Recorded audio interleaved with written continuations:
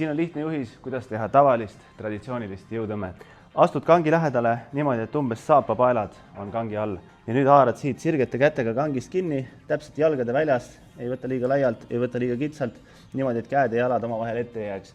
Mõtled, et enam-vähem rindkere on kangi kohal, ehk siis ei ole kang siin õlgade ees kaugel ja ei ole ka kõht kangi kohal, vaid enam-vähem siit rindkere on selle kangi kohal. Ise sätid enda järgi, mugavuse järgi selle paika ja nüüd lükkad põlved ette, kuni tunned, et saad selja enam-vähem sirgeks ajada ja pigistad need lihased siit kokku.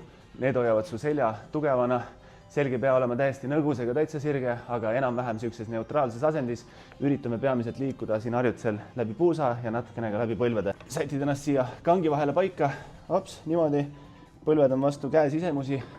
Ja nüüd tunned, see kang loksub. Enne kui ma üles tõmban, siis ma tõmban selle loksu siit kangist välja. Tõmban enda keha siia pingesse, pigistan siit selja kokku kõik.